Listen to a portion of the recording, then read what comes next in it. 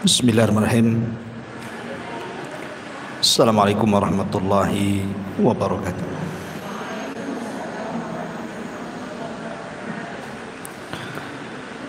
Bihamdillah wassalatu wassalamu ala rasulillah wa ala alihi wa sahbihi wa mawalah wa la hawla wa la quwata illa billahi wa ba'du. Alhamdulillah, segala puja dan puji hanya milik Allah subhanahu wa ta'ala.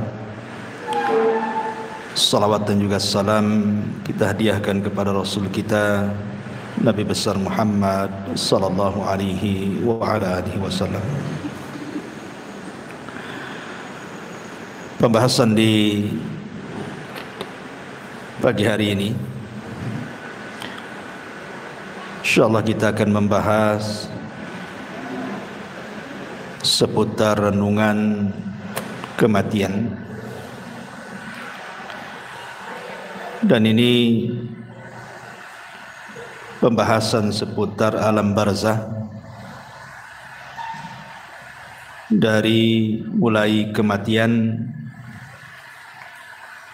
kemudian masuk ke alam barzah. Di sana ada himpitan kuburan, fitnah kubur, azab kubur, kemudian juga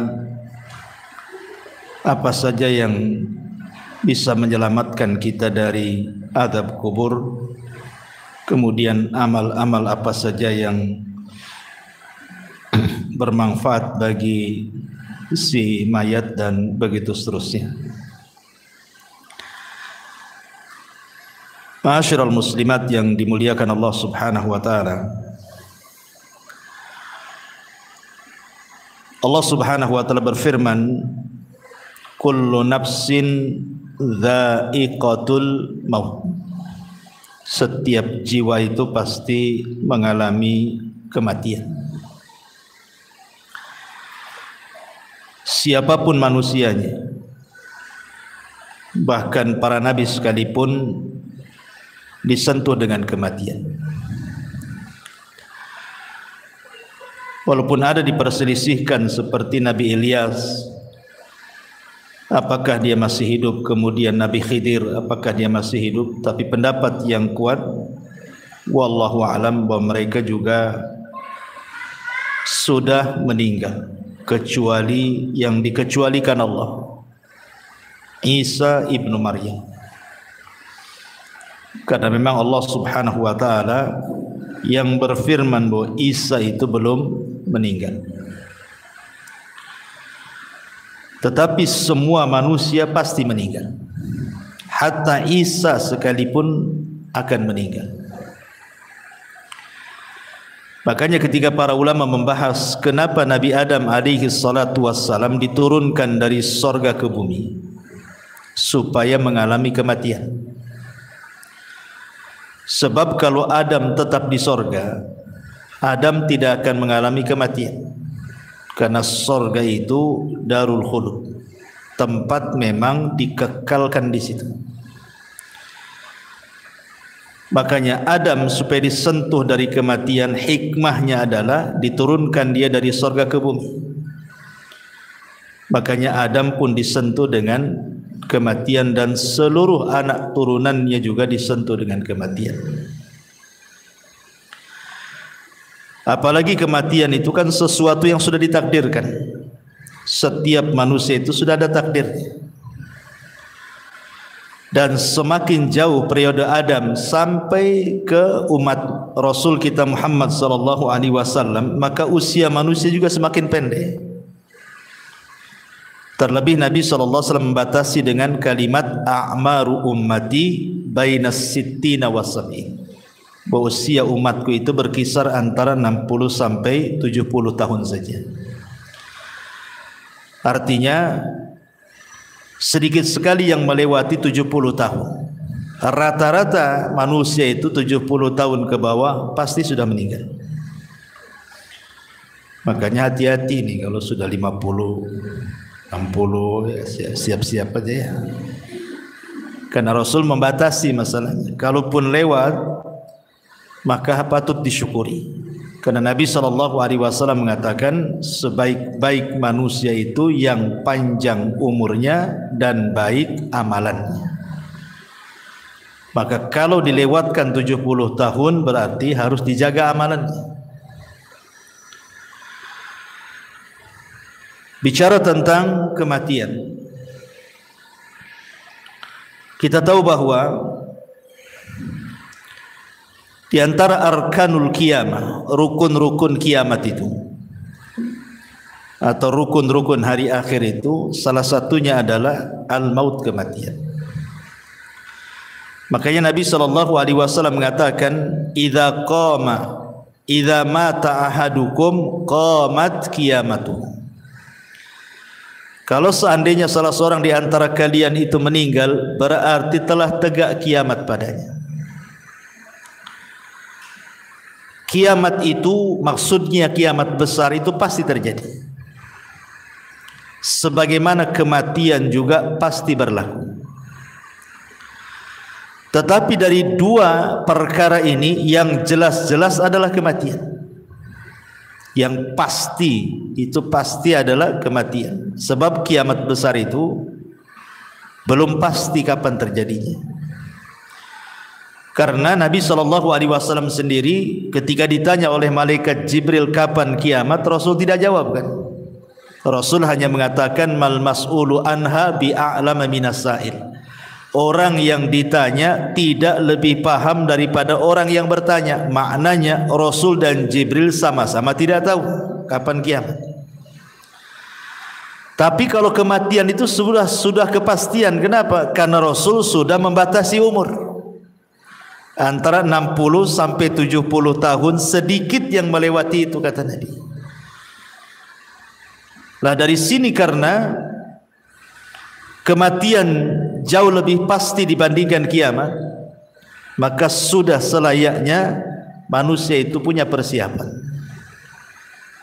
Apa persiapannya? Tentu tidak lain dan bukan taqwallahi azza wa jalla, bertakwa kepada Allah subhanahu wa ta'ala. Ma'asyiral muslimat yang dimuliakan Allah subhanahu wa ta'ala, ada hadis yang panjang sekali. Hadis ini dari Bara bin Azib radhiyallahu anhu. Jadi suatu ketika Nabi SAW itu bersama para sahabat sedang hendak menguburkan salah satu jenazah. Tetapi ketika itu yang menggali lubang belum selesai menggali lahat, sehingga Rasul saat-saat menanti penggalian lahat itu, Rasul mengumpulkan para sahabatnya kemudian berceramah seputar dicabutnya ruh mukmin dan kafir. Lah Nabi SAW kemudian menjelaskan, adapun ruhnya seorang mukmin, kata Nabi SAW, maka akan dicabut dimulai dari jari jemari kaki dan juga tangan. Jadi ruh itu tercabut dari jari jemari dulu, kemudian naik ke atas sampai kemudian di tenggorokan. Lah apabila ruh itu sudah berkumpul di tenggorokan, maknanya ruh tidak mungkin dikembalikan. Kalau ruh sudah sampai di tenggorokan, ruh tidak mungkin dikembalikan lagi ke badannya. Inilah isyarat firman Allah subhanahu wa ta'ala, hatta idza balagatit taraqi wa qila man rabb. Hatta idza balagatit taraq, sampai ketika ruh itu di tenggorokan, maka Allah katakan apa? Wa qila man rabb. Siapa yang bisa meruqyah dia? Maksudnya mengembalikan ruh ke dalam jasadnya gitu. Tidak ada. Dari sini Rasul mengatakan bahwa tobat seorang hamba tertutup dan tidak ada guna apabila ruh sudah sampai di tenggorokan. Kata Nabi SAW, innallaha yakbalu taubata abdin ma lam yugharghir. Allah itu masih menerima tobatnya seorang hamba sebelum ruh berada di tenggorokan. Kenapa demikian? Karena tadi ruh tidak bisa dikembalikan. Makanya ada dua waktu tobat itu diterima. Pertama, ruh belum mengumpul di tenggorokan. Yang kedua, matahari belum terbit dari arah barat. Kalau dua perkara belum terjadi, maka ada kesempatan tobat. Tapi kalau dua waktu sudah terjadi, maka tobat tertutup. Kemudian Nabi SAW mengatakan, apabila ruh dicabut itu tabi'ahul basar. Jadi pandangan kita mengikuti. Ruh itu kan keluar dari mulut kita. Kemudian keluar, nanti mata ini mengikuti ruh tercabut. Makanya setiap orang yang meninggal pasti melotot matanya. Karena mengikuti pandangannya. Makanya disunahkan ditutup supaya tidak mengenakuti orang. Lah disitulah Allah Subhanahu wa taala mengutus malakul maut dan rusulul maut. Jadi ada dua malaikat. Pertama malakul maut yang memang tugasnya hanya mencabut nyawa. Dan malakul maut itu bukan satu malaikat seperti Jibril, satu malaikat kan, Mikail satu malaikat, Israfil satu malaikat. Malakul maut ini jumlahnya banyak. Karena setiap hari yang mati itu kan bukan satu orang. Satu dunia ini bisa ratusan bahkan ribuan. Kalau terjadi bencana seperti kemarin di Turki kan, itu bisa ribuan tuh dalam satu hari itu. Kemudian yang kedua ada namanya rusulul maut. Seperti Allah Subhanahu wa taala mengatakan tawaffathum rusuluna. Maka Allah Subhanahu wa taala mewafatkan mereka dengan mengutus rasul-rasul kami. Lalu apa tugasnya rasul-rasul maut itu? Malaikat-malaikat utusan kematian itu. Ada yang menyiapkan kain kapan dari sorga. Kalau dia ruhnya seorang mukmin. Ada yang menyiapkan hanut. Hanut itu maksudnya minyak wangi. Dan ada tugasnya membisikkan di telinga orang yang sedang sakaratul maut. Sebagaimana Allah Subhanahu wa taala berfirman di dalam Al-Qur'anul Karim surah Ibrahim ayat atau surah Fussilat ayat 30. Allah mengatakan innal ladzina qalu rabbuna Allah thumma istaqamu tatanazzalu alaihimul malaikatu alla takhafu wa la tahzanu wa abshiru bil jannati allati kuntum tu'adun.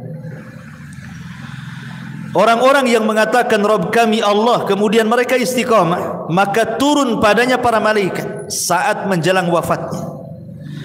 Kemudian membisikkan di telinganya, jangan takut, jangan sedih, berbahagialah, karena sorga sudah menanti untukmu apa yang Allah janjikan kepadamu. Dalam ayat yang lain surah An-Nahl 31-32 Allah mengatakan yaquluna salamun alaikum udkhulul jannata bima kuntum ta'malun. Keselamatan bagi kalian, masuklah kalian ke dalam sorga karena apa yang kalian kerjakan. Makanya kemudian Nabi SAW mempermisalkan saking lembutnya malaikat pencabut nyawa. Ketika mencabut nyawa ruhnya orang yang beriman itu dipermisalkan seperti tetesan air yang terakhir keluar dari mulut teko. Makanya sering saya istilahkan kan Bu, kalau ada ibu punya teko diisi air yang banyak, kemudian kita tuang, otomatis deras sekali itu, karena masih banyak airnya. Tapi kalau isi teko itu tinggal satu tetes, kemudian kita tuangkan seperti ini, tentu yang satu tetes itu akan mengalir dengan pelan karena tinggal satu tetes masalahnya.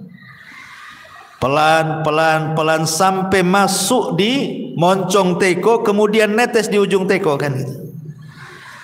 Lah Rasul sallallahu alaihi wasallam mempermisalkan seperti itulah lembutnya ruh seorang mukmin ketika dicabut. Seperti tetesan yang terakhir.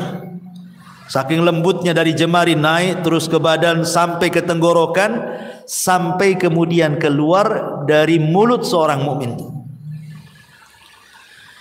Tetapi walaupun demikian, yang namanya kematian itu pasti ada sakaratnya. Setiap kematian itu pasti ada keperitannya, ada rasa sakit. Dan itu dialami Nabi SAW. Kalau Nabi saja mengalami, apalagi kita. Nabi yang mengatakan wa inna lil mauti la sakarat. Rupanya dalam kematian itu ada sakaratnya, ada rasa sakitnya. Yang terkadang tidak ada yang tahu rasa sakit itu kecuali Allah Subhanahu wa taala. Tetapi tentu rasa sakit yang diterima oleh seorang mukmin saat detik akhir wafat dia, boleh jadi itu adalah penggugur dosa yang terakhir. Boleh jadi rasa sakit yang dialami di dia itu adalah penggugur dosa terakhir dia. Artinya sebuah kebaikan, bukan sebuah keburukan. Tapi rasa sakit yang dialami orang kafir, munafik, fasik boleh jadi awal azab bagi dia. Terkadang kita bisa melihat ada orang koma itu berbulan-bulan disiksa oleh Allah Azza wa Jalla karena dosanya kan itu. Tapi ada orang mati itu rasanya enak nengoknya gitu. Senyum, bisa mengucapkan kalimat la ilaha illallah, tahu-tahu sedang sujud meninggal, tahu-tahu sedang ibadah meninggal, tahu-tahu baca Quran pula dia meninggal kan. Macam-macam orang meninggal. Tapi yang jelas bahwa ketika tugas malaikat maut hanya mencabut ruh itu saja selesai, maka yang bertugas selanjutnya adalah siapa? Rusulul maut. Diletakkan ruhnya di kain kafan dari sorga, kemudian dibaluri minyak wangi dari sorga, kemudian dibalut, yang subhanallah dijelaskan dalam hadis itu bau minyak wangi dari sorga itu membumbung sampai ke langit, sehingga semua para malaikat di langit itu bertanya, itu ruhnya siapa itu? Maka malaikat yang bertugas membawa ruh ini naik ke langit akan menyebutkan nama terbaik yang disukai dia ketika di dunia. Ruhnya fulan ibnu fulan. Makanya penting orang punya nama baik itu. Maka ketika ruh itu naik ke langit, disinilah Allah Subhanahu wa taala memberikan kemuliaan kepada ruhnya seorang mukmin dengan menyuruh para malaikat penjaga langit itu untuk membuka pintunya, karena langit itu kan punya pintu. Jadi naik ke langit pertama dibuka pintunya, naik ke langit kedua dibuka pintunya, ketiga, keempat sampai ketujuh, sampai melewati langit ketujuh. Entah sampai mana wallahu alam, tidak dijelaskan, tapi yang jelas kemudian Allah Subhanahu wa taala berfirman kepada ruhnya seorang mukmin ini, letakkan kembali ruh kepada jasadnya, kemudian naikkan catatannya fil illiyin. Artinya ruhnya seorang mukmin itu akan berjumpa dengan Allah. Dan perjumpaan kita dengan Allah itu di 4 tempat kan sudah saya jelaskan. 2 di dunia dan 2 di akhirat. 2 di dunia, yang pertama saat solat. Itulah saat perjumpaan kita dengan Allah. Sebenarnya saat solat itu adalah saat perjumpaan kita dengan Allah. Karena Allah yang mengatakan, wa innaha lakabiratun illa 'alal khashiin. Solat itu berat kecuali bagi orang-orang yang khusyuk. Kemudian Allah tafsirkan dalam Al-Quran siapa orang-orang yang khusyuk itu? Alladzina yadhunnuna annahum mulaqu rabbihim, orang-orang yang yakin bahwa mereka sedang berjumpa dengan Allah. Kemudian yang kedua, ini saat sakaratul maut ini, saat ruh dibawa oleh malaikat rusulul maut ke melintasi langit ketujuh, itu juga berjumpa dengan Allah. Dan Allah katakan kembalikan ruhnya ke dalam jasadnya, kemudian naikkan catatannya di tempat yang paling tinggi yang disebut dengan illiyin. Kemudian 2 nanti kelak pada hari kiamat, ketika Allah Subhanahu wa taala menggiring manusia sesuai dengan sesembahannya. Jadi Allah akan mengumpulkan manusia itu sesuai dengan sesembahannya. Yang nyembah sapi di sana, yang nyembah ular di sana, yang nyembah batu di sana. Jadi manusia itu akan dikumpulkan bersama sesembahannya. Ketika semua manusia dikumpulkan bersama sesembahannya, disitulah Allah Subhanahu wa taala akan menampakkan siapa yang menyembah kepada dirinya. akan menampakkan kepada manusia yang selama ini menyembah kepada dirinya. Anehnya di situ orang yang beriman dengan orang munafik dikumpulkan. Ketika Allah Subhanahu wa taala kemudian menyingkapkan dirinya, maka semua orang-orang yang beriman sujud. Tapi orang-orang munafik tidak bisa sujud. Fala yastati'un. Inilah perjumpaan orang-orang yang beriman kelak di padang mahsyar. Dan yang terakhir tentu di sorga. Dan itu nikmat yang paling besar, ru'yatullahi azza wa jalla, memandang wajah Allah Subhanahu wa taala. Jadi ketika ruh itu kemudian naik ke langit dan Allah Subhanahu wa taala memerintahkan untuk dikembalikan ke dalam jasadnya, kapan itu peristiwa ini? Ketika manusia sibuk sedang fardu kifayah. Jadi ketika mayat meninggal, ruh diangkat itu kan orang-orang sibuk tuh, ada yang memandikan, ya kan? Ada yang mengkafankan, ada yang menyolatkan. Jadi mayat itu sendiri yang sudah tidak ada ruh itu sibuk sedang di fardu kifayahkan, sementara ruh itu punya kesibukan sendiri, gitu maksudnya. Baru setelah kemudian selesai menyolatkan, kemudian ruh ini dimasukkan ke dalam jasadnya dimasukkan ke dalam keranda, kemudian menuju kuburan, ya kan? Maka ruh ini kemudian masuk di situ. Kalau ruhnya orang-orang yang beriman, maka akan bicara, qaddimuni qaddimuni, segerakan aku katanya. Jadi ketika berada di atas kendaraan itu, keranda itu, maka ruhnya orang yang beriman itu yang masuk ke dalam jasadnya, dia akan bicara, tapi tidak ada yang mendengar. Ya, walaupun mungkin suaminya, istrinya, ayahnya, anaknya, nggak ada yang mendengar. Walaupun dia teriak-teriak qaddimuni qaddimuni gitu, segerakan aku. Tapi kalau ruhnya orang kafir, ruhnya orang munafik, ruhnya orang-orang fasik, dia akan berteriak-teriak, celaka kalian, celaka kalian. Ya wailaha aina tadhhabun, celaka kalian, mau dibawa kemana aku ini, katanya. Ini kalau ruhnya orang jahat nih. Mereka akan mengatakan, ya wailaha aina tadhhabuna biha, hendak dibawa kemana aku ini.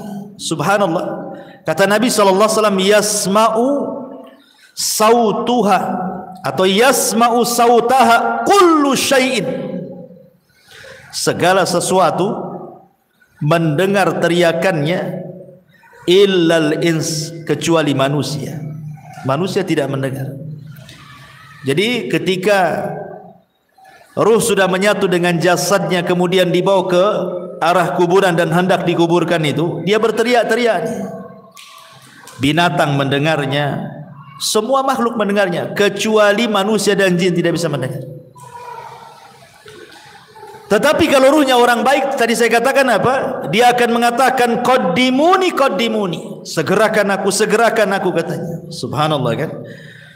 Justru senang orang-orang yang beriman itu suruh disegerakan. Dari sini Nabi SAW mengatakan apa? Asri'u bil janazah, segerakan kalian memfardu kifayahkan jenazah.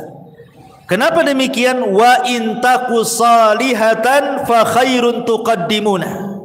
Kalau memang ini orang baik, maka anda sudah berlaku kebaikan kepada orang ini dengan menyegerakan.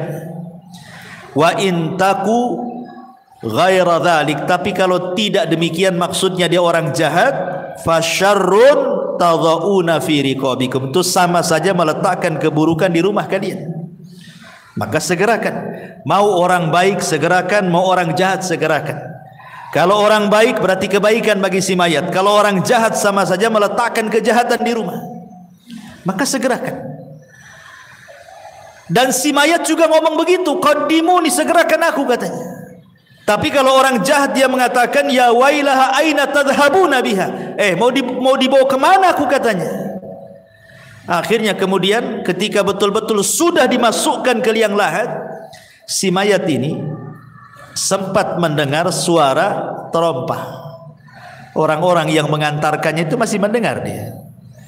Sampai ketika sayup-sayup semakin jauh karena meninggalkan dia.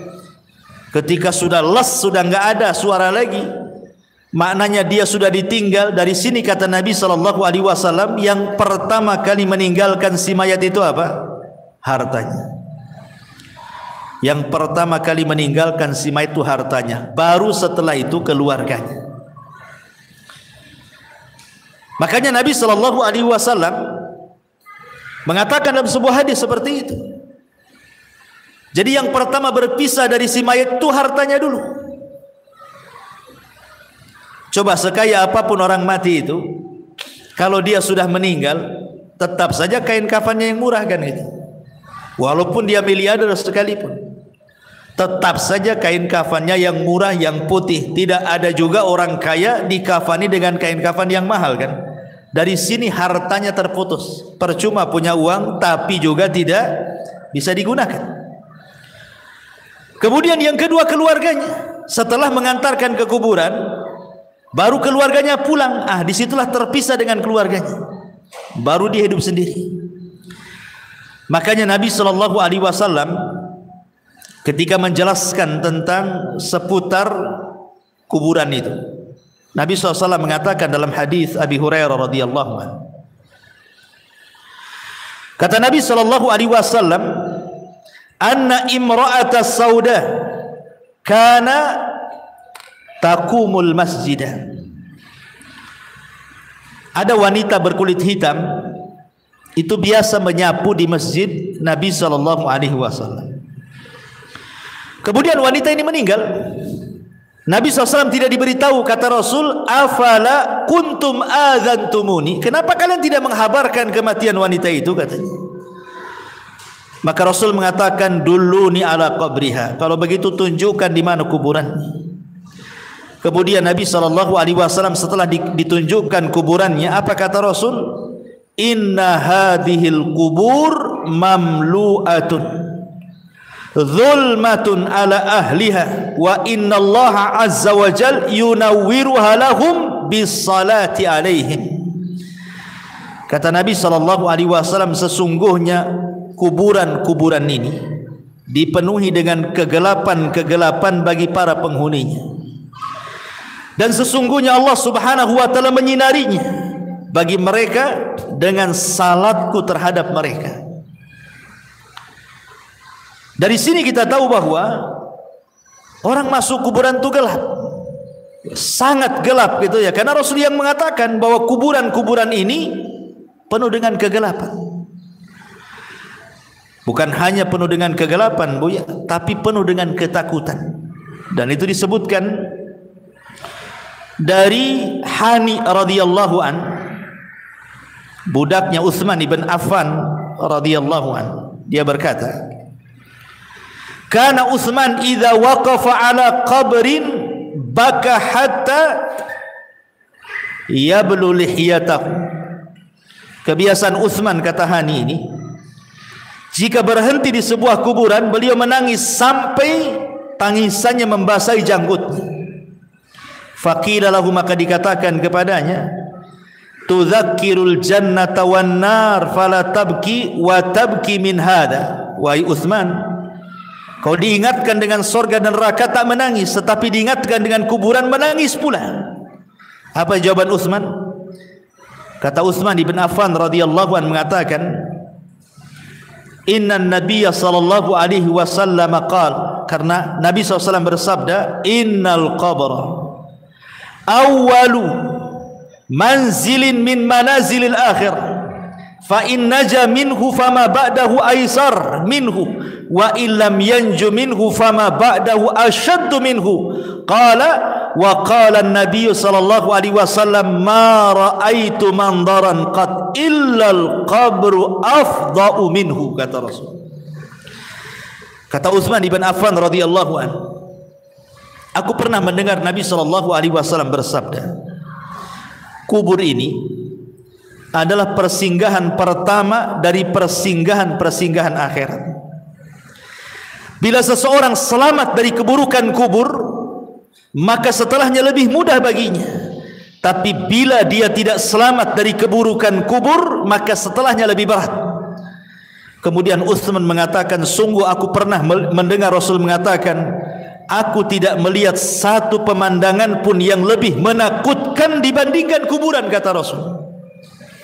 Jadi kuburan ini menakutkan dan juga menggelapkan. Lah ketika kemudian si mayat ini sedikit demi sedikit kan sudah hilang suara terompah yang didengar yang mengantarkannya itu. Disitulah datang dua malaikat yang disebut dalam hadis itu namanya Munkar dan juga Nakir. Apa yang dilakukan Munkar dan Nakir? Kata Nabi dalam hadis Bara bin Azib ini, fayatihi malakani. Kemudian dua malaikat datang kepadanya, fayajlisanihi, maka mendudukkan si mayat itu yang sudah ditiupkan roh itu tadi. Fayaqulani lahu, maka keduanya akan membentak dan mengatakan, man rabbuk, siapa Rabbmu? Fayaqul, karena dia orang yang beriman, dia mengatakan Rabbi Allah, Rabbku Allah. Fayaqulani lahu, maka keduanya akan mengatakan kembali, ma dinuk, apa agamamu? Fayaqul, maka dia akan mengatakan diniyal Islam, agamaku Islam. Fayaqulani lahu, maka dua malaikat akan berkata lagi, ma hadzal rajul alladzi buitsa fikum, tahukah kalian siapa orang yang diutus kepada kalian ini? Fayaqul, karena dia orang yang beriman, dia mengatakan huwa Rasulullah sallallahu alaihi wasallam, dia adalah Rasul sallallahu alaihi wasallam Muhammad ibn Abdullah alaihi salatu wassalam. Kemudian malaikat tadi berkata lagi, wa ma yudrik, bagaimana kau tahu dia Rasulullah? Kok bisa kamu tahu dia Rasulullah? Fayaqul, maka dia mengatakan qara'tu kitab Allah fa amantu bihi wa saddaqtu, aku membaca Al-Quran, ku beriman dengan Quran, ku benarkan Quran. Fayunadi munadin fis sama, ketika dia bicara seperti itu, maka tiba-tiba ada penyeru dari langit, ang sadaqa abdi, hambaku telah benar, hambaku telah benar dengan jawabannya. Apa yang terjadi? Karena hambaku telah benar, maka fafrishuhu minal jannah wa albisuhu minal jannah waftahu lahu baban minal jannah. Lapangkan kuburannya, hantarkan pakaian dari sorga, buka pintu-pintu sorga kepadanya. Kemudian dikatakan fayatihi min rauhiha wa tibiha, maka tiba-tiba ketika pintu sorga itu dibuka, semerbak harum dari sorga itu kemudian masuk ke dalam kuburannya. Kuburannya menjadi harum. Ya. Kemudian ketika itu wa yufsahu lahu fi qabrihi madda basarihi, tiba-tiba kuburannya diluaskan sejauh mata memandang. Jadi kalau ibu naik di atas ketinggian kemudian melihat gitu ya, sampai di mana, itulah maksudnya sejauh mata memandang itu. Tapi dalam riwayat yang lain diluaskan itu 70 hasta kali 70 hasta. Luasnya kuburan itu diluaskan. Tentu ini alam gaib ya bukan Bu? Karena sehebat apapun alat dunia, anggaplah dipasang CCTV sekalipun, ya tetap saja segitu. Coba saja taruh CCTV, pantaulah itu di CCTV itu. Apakah dia menyempit ataukah melebar, ya tetap saja segitu kan. Artinya bahwa alam kubur ini bagian daripada alam gaib. Kenapa kita tidak tahu dan kita tidak bisa memprediksi kan bahwa kuburan ini meluas atau menyempit? Karena antara alam dunia dan alam kubur itu ada namanya barzah. Maka disebut alam barzah. Barzah itu tembok penghalang antara alam dunia dan alam kubur itu. Makanya Allah mengatakan dalam Al-Quran itu bahwa di situ terdapat barzakhun ila yaumil yub'atsu. Ada barzah pemisah antara dunia dan alam kubur sampai hari dibangkitkan. Ma'asyiral muslimat yang dimuliakan Allah Subhanahu wa taala, apa yang terjadi setelahnya? Setelah kuburannya diluaskan sejauh mata memandang, subhanallah, wa ya'tihi rajulun hasanul wajhi, tiba-tiba datang seseorang indah pakaiannya, Hasanul thiyab, indah wajahnya. Hasanul wajhi, indah wajahnya. Hasanul thiyab, indah pakaiannya. Tayyibur rihi, sangat harum baunya. Fayaqul, dan dia mengatakan, abshir billadhi yasurruka hadha yaumuka alladhi kunta tu'ad. Kemudian orang ini mengatakan, berbahagialah, berbahagialah katanya, dengan apa yang menyenangkan dirimu. Inilah hari yang engkau tunggu selama ini katanya. Kemudian dia mengatakan, si mayat ini, man anta, siapa kamu? Fawajhukal wajhu yaji'u bil khairi, aku lihat wajahmu mendatangkan kebaikan. Siapa kamu ini? Sudah berbuat baik menemani aku di kuburan ini gitu ya. Fayaqul, maka dia mengatakan, ana amalukas saleh, sayalah amal saleh, sayalah amal salehmu. Dalam riwayat, ketika dia mendapatkan kebaikan itu, maka orang ini mengatakan di hadapan si mayat yang beriman itu, nim naumatal arush, kalau begitu tidurlah engkau layaknya pengantin baru. Jadi disuruh tidur, sehingga ketika dia tidur dia mimpi dengan mimpi yang indah. Itulah disebut nikmat kubur ya. Mimpi sangat indah sekali, sehingga tanpa kemudian disadar, tahu-tahu kiamat pula dibangkitkan. Ketika kiamat dibangkitkan itulah, maka orang yang baik ini kemudian memberitahu bahwa Israfil akan meniupkan sangkakalanya. Kemudian orang ini mengatakan, siapa kamu ini sebenarnya? Maka orang baik ini mengatakan, ana amalukas saleh, sayalah amal solehmu. Maksudnya sayalah solatmu, sayalah puasamu, sayalah zakatmu, sayalah silaturahimmu, sayalah ibadahmu. Jadi ibadah itu akan menemui kita di kuburan, sebagaimana kita akan menjumpai Allah Subhanahu wa ta'ala di 4 tempat yang saya jelaskan. Kita juga akan menjumpai amal soleh kita di 4 tempat juga sama. 2 di dunia, 2 di akhirat kan itu ya. Adapun di dunia kita bisa rasakan amal soleh kita kan. Ibu kalau hari-hari ngaji seperti ini kan tambah itu kan iman kita itu rasanya. Rasanya itu mau ibadah itu semangat, itu artinya kita mendapatkan amal soleh kita di dunia itu ada pengaruhnya. Sebagaimana orang maksiat kan ada pengaruhnya bukan? Futur, malas gitu ya kan. Maka amal soleh juga kita bisa dapati gitu ya, dengan semangatnya kita beribadah. Karena iman dalam definisi ahli sunnah itu yazidu bitta'ah, bertambah karena ketaatan. Kita bisa rasakan itu. Kemudian yang kedua, di sini dalam kuburan ini kita akan mendapatkan amal soleh kita dalam wujud manusia. Sehingga ketika ditanya, siapa engkau ini? Wajahmu kok wajah yang baik sekali. Maka dia akan mengatakan, ana amalukas soleh, saya amal solehmu. Artinya kita akan mendapatkan amal soleh kita kan di kuburan ini dalam bentuk manusia yang akan menemani kita sepanjang kita di kuburan kita. Sehingga sebagian para ulama ketika membahas apakah orang-orang yang dikubur itu bisa merasakan perjalanan waktu, sama dengan kayak ibu kita sekarang kan bisa kita merasakan perjalanan waktu kan Bu ya. Pagi aktivitasnya apa, siang aktivitasnya apa, sore apa, malam apa, besok pagi lagi kan bisa kita merasakan aktivitas waktu itu berjalan kan itu ya. Ya, hari, minggu, bulan, tahun kita bisa merasakan. Pertanyaannya, apakah orang-orang yang dikubur juga merasakan ada aktivitas waktu sehari-hari? Pagi, siang, sore, malam, ke pagi lagi, siang, sore, malam, ke pagi lagi, gitu ya. Sementara orang-orang yang dikubur itu kan ada yang sudah lama kan. Kalau yang meninggal di zaman Rasul kan sudah 14 abad berarti kan. Sudah 14 abad sampai sekarang nggak dikiamat-kiamatkan. Atau yang sebelum Nabi umpamanya, tentu lebih lama lagi orang itu di kuburan itu. Apakah mereka akan merasakan bimururil waktu, kata ulama, dengan berjalannya waktu itu? Maka ulama membagi dua, kata ulama, memerinci. Kalau yang di kuburan itu mereka orang-orang yang beriman baik dari umat Nabi atau umat-umat sebelumnya, dan mereka mendapatkan nikmat kubur, maka mereka tidak akan merasakan berjalannya waktu.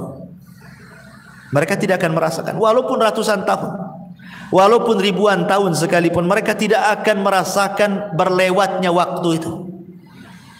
Ya. Tetapi kalau mereka adalah orang-orang kafir, orang munafik, orang fasik, maka mereka akan merasakan itu. Karena itu bagian daripada azab. Ya.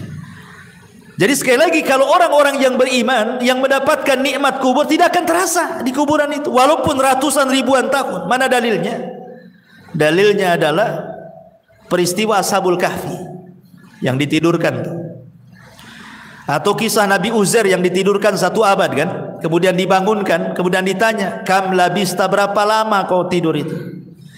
Dia mengatakan apa? Labistu yauman au ba'dha yaum. Perasaan aku baru tidur separuh atau 1 hari katanya. Padahal sudah 1 abad dia tidur kan. Berarti kan dia tidak merasakan tuh. Tidurnya dia tidak merasakan kan. Padahal dia sudah 1 abad, sudah 100 tahun tidur, dibilangnya baru setengah hari katanya. Begitulah orang yang di kuburan, kalau mendapatkan nikmat itu tidak terasa, seolah-olah waktu berjalan dengan cepat. Tetapi kalau orang terkena azab, itu rasanya penat, lama waktunya menunggu. Ya samalah, bukan? Kita menanti orang jenuh gitu kan, lama kali kan. Rasa mau balik saja, nggak datang-datang, ditengok tak nampak lagi, ditengok tak nampak. Ya dah, saya tinggal aja lah. Kan ada kejenuhan tuh. Ya. Tapi kalau asik Bu ya, ibu pengantin baru dengan suami kan, nongkrong tuh di taman, tahu-tahu maghrib, ya kan namanya orang nikmat, nggak pandang, kok tahu-tahu maghrib katanya gitu. Ya, jadi dari sini di dunia ini kita bisa rasakan dalam kondisi nikmat dengan dalam kondisi tidak nikmat kan itu. Lah dikubur kurang lebih seperti itu. Ya. Tetapi apakah kemudian orang-orang yang dikubur juga akan merasakan layaknya kita juga perasa gitu, kalau ibu lagi sedih, kan ada perasaan tersiksa jiwa ini kan, atau ada masalah rasanya rungsep kehidupan ini kan. Apakah juga orang-orang di kuburan akan merasakan seperti itu? Ya, mereka juga akan merasakan. Kapan itu? Apabila ditangisi orang yang ada di atas. Kalau orang yang di atas itu melakukan niyahah, niyahah itu meratap kepada orang yang ada di kuburan itu, maka orang yang ada di kuburan itu merasa diazab. Maksud diazab itu bukan azab fisik, bukan, tapi azab jiwa. Jiwanya itu sedih, tersiksa. Ya. Makanya kenapa Nabi SAW melarang, tidak boleh seseorang itu melakukan niyahah kan? Karena mayat itu yu'adzab, akan diazab kata Nabi SAW biniyahatil hayyi, karena niyahahnya meratapnya orang yang hidup kepada orang si mayat akan diazab. Maksudnya bukan azab fisik, tetapi dia tersiksa, hatinya tersiksa gitu ya, karena sebab tangisan orang-orang yang di atas. Makanya dilarang. Niyah itu termasuk dosa besar.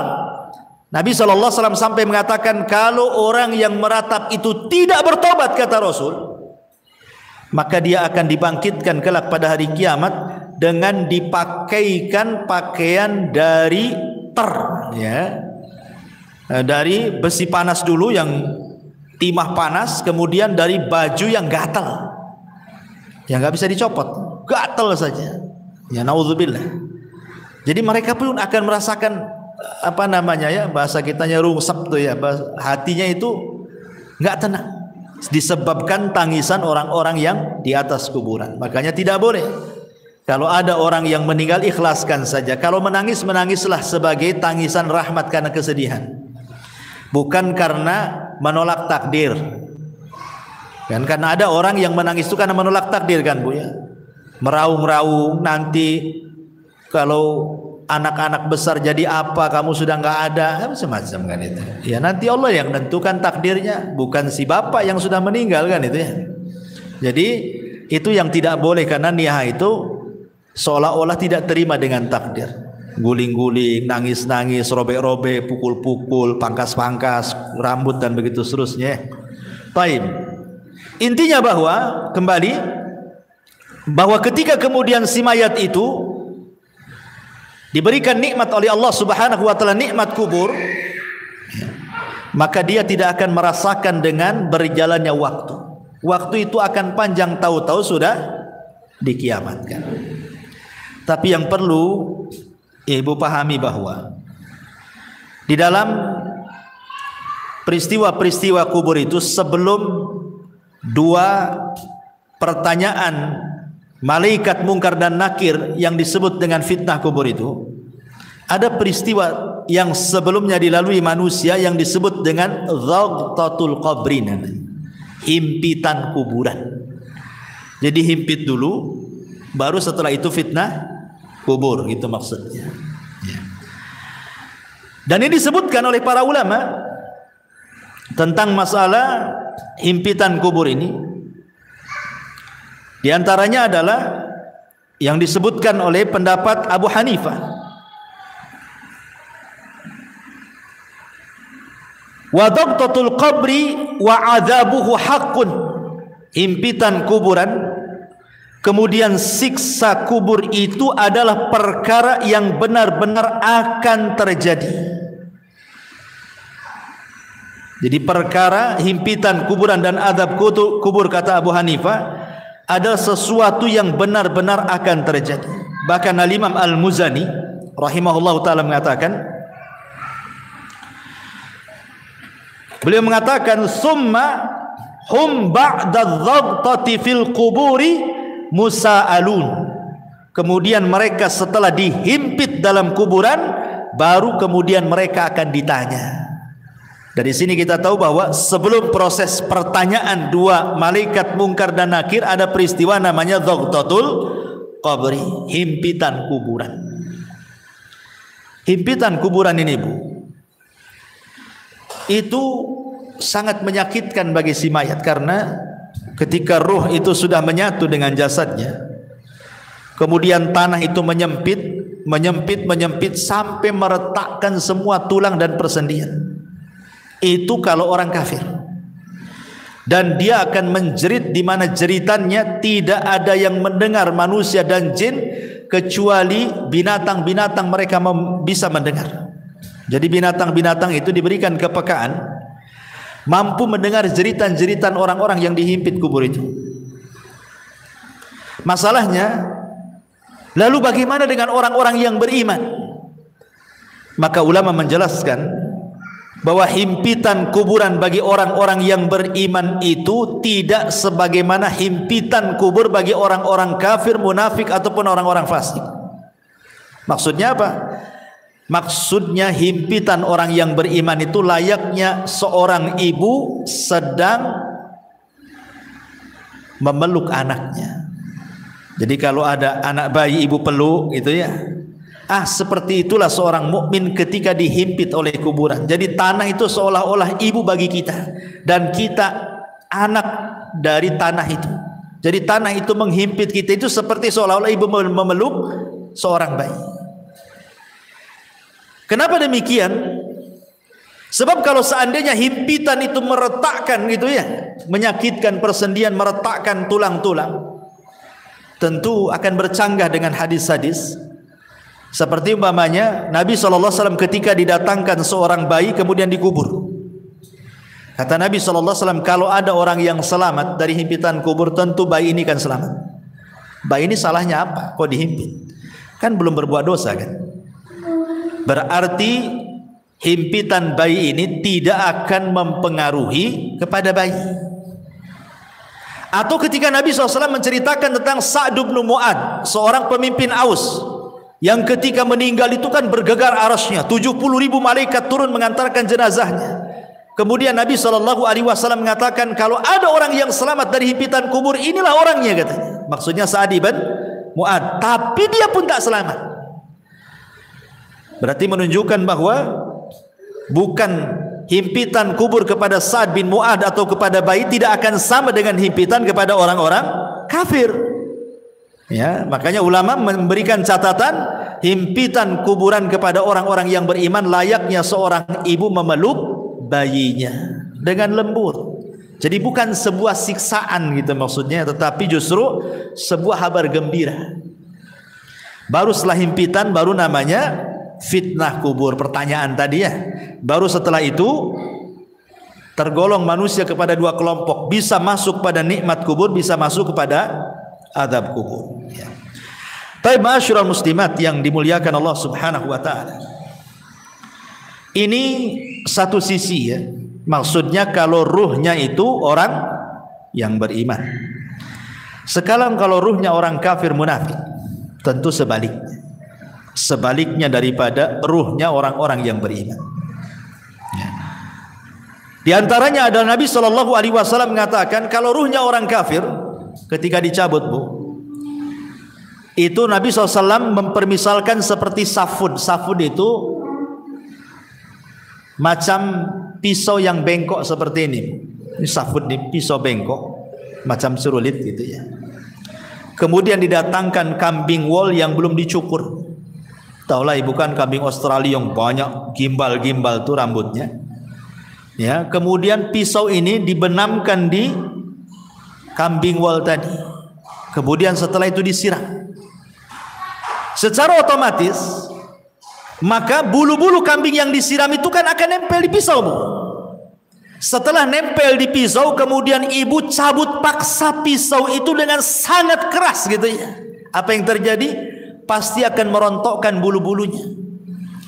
Kata Nabi SAW, seperti itulah ruhnya orang kafir, munafik, fasik dicabut oleh malaikat maut. Jadi akan merontokkan persendiannya. Karena ketika malakul maut mencabut ruhnya orang kafir, munafik, fasik itu, maka rusulul maut akan menghembuskan dan menakut-nakuti di telinga orang-orang yang akan dicabut itu dan mengatakan, hei ruh yang busuk, ruh yang jahat, ruh yang jelek, keluar. Di sana kemurkaan dan kemarahan Allah sudah menantimu katanya. Gimana dia mau keluar ditakut-takuti seperti itu? Tentu tidak akan keluar. Makanya dipaksa.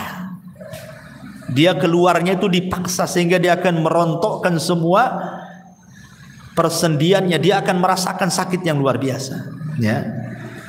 Kemudian setelah ruhnya diletakkan di kain kafan dari neraka, kemudian bau busuknya melambung ke langit, semua malaikat mencaci maki dia. Tidak ada satupun malaikat memujinya bu. Bahkan mencaci maki, ini ruhnya siapa busuk sekali. Bahkan malaikat-malaikat penjaga pintu langit pertama tidak akan membuka pintunya. Jangan langit kedua, langit ketiga. Langit pertama saja nggak mau buka pintunya. Dan Allah hanya mengatakan dari atas sana dan mengatakan, jatuhkan ruhnya ke dalam jasadnya. Letakkan catatannya di bumi yang paling dasar yang disebut dengan sijin. Coba bayangkan, ruh itu dilempar bu sama malaikat. Tidak dihantar. Sehingga ketika ruh itu menyatu dengan jasadnya itu, ibarat ibu jatuh dari ketinggian tuh, gebuk gitu ya. Gimana rasanya? Seperti itulah rasanya. Sehingga rasanya tulang ini patah semua. Karena yang merasakan sakit itu bukan jasad bu, ruh. Kalau ruh dicabut bu, walaupun ibu dicabik-cabik jasadnya, dipotong-potong, dimutilasi, dicongkel matanya, dipotong telinganya, dicabut jarinya, enggak akan merasakan sakit kalau ruhnya dicabut. Tapi kalau ruhnya dikembalikan, itulah sakit yang dialami itu, bagaikan dia jatuh dari ketinggian, itu yang dia rasakan ya. Sudah itu pula kemudian tiba-tiba dihimpit kuburan gitu, retak semuanya kan. Sudah jatuh dari ketinggian, dihimpit dengan kuburan, makin retak semuanya lah. Sedang dia merasakan sakit, tiba-tiba dibentak pula malaikat Munkar dan Nakir. Kayak apa tuh coba? Siapa Rabb, siapa nabimu? Ya. Siapa agamamu? Ya, nggak bisa jawablah dia.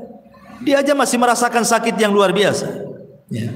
Makanya ma'asyiral muslimat yang dimuliakan Allah Azza wa Jal, maka dia akan terus menjerit-jerit dalam kuburannya. Manusia dan jin tidak akan mendengarnya kecuali hewan-hewan atau binatang-binatang yang Allah takdirkan mampu mendengarnya.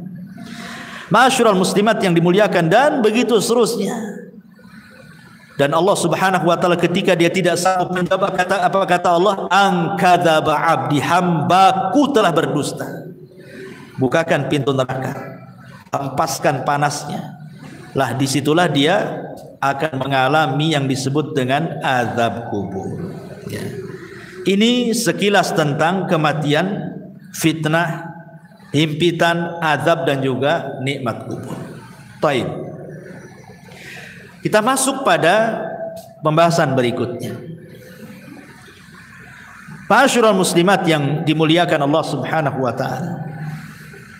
Kalau kita sudah tahu dan kita yakin dan percaya di sana ada nikmat dan azab kubur, lalu apa saja hal-hal yang bisa kita ini terhindar dari itu semua? Apa caranya supaya kita bisa terhindar dari azab kubur itu?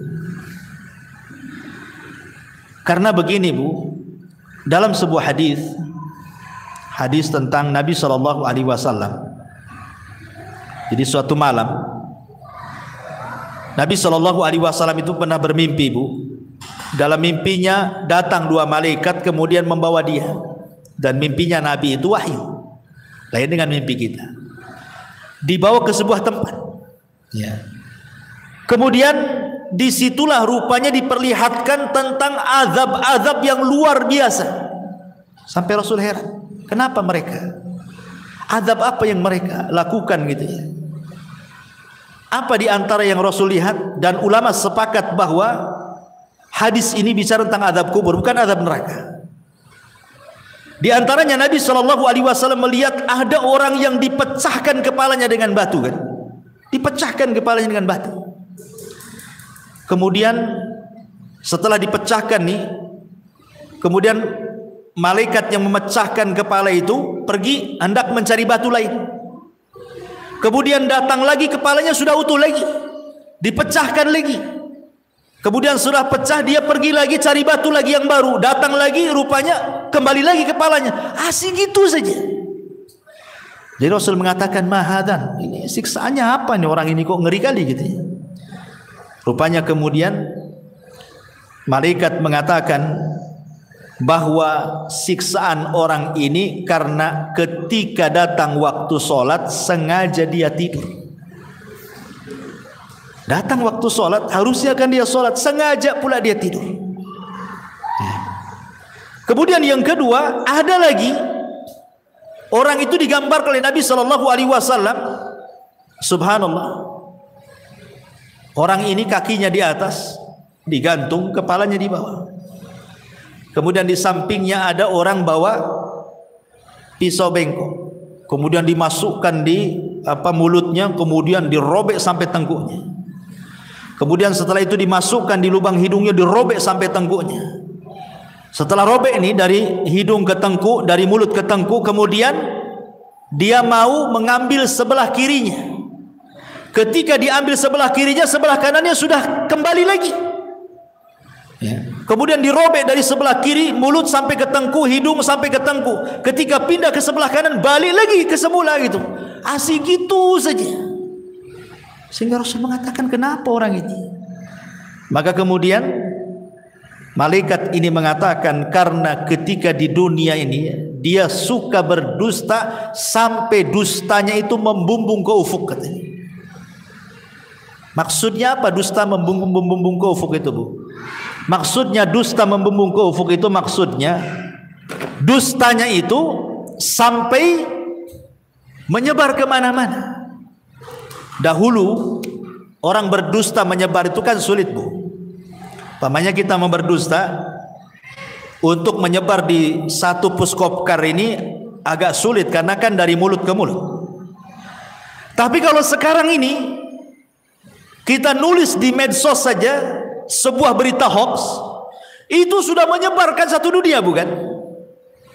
Jadi hadis ini baru dipahami oleh para ulama, rupanya inilah yang dimaksud orang berdusta sampai membumbung ke ufuk itu. Sekali nulis kemudian langsung di-share, bukan hanya satu grup, satu dunia tahu.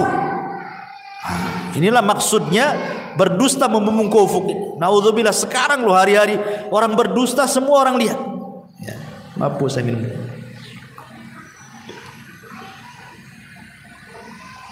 Kemudian juga ada juga Nabi SAW melihatkan ada orang yang telanjang, tidak pakai baju dan tidak pakai celana. telanjang bulat. Laki-laki dan perempuan rupanya berada di penggorengan kan, bejana. Kemudian dibakar di bawahnya. Dia tidak bisa keluar dari bejana itu. Kepanasan luar biasa. Ketika ditanya, rupanya mereka adalah para pezina. Kemudian Rasul melihat lagi ada danau semua darah, bukan air tapi darah. Jadi ada orang yang berenang di tengah itu, berusaha ke pinggir tidak bisa karena setiap ke pinggir ada malaikat yang menyuapkan dengan batu. Akhirnya ke tengah lagi, ke pinggir disuapin batu lagi, ke tengah lagi, tersiksa orang ini. Ketika ditanya, rupanya mereka adalah para pemakan riba. Ya. Kemudian juga ada separuh jasadnya bagus, separuhnya jelek.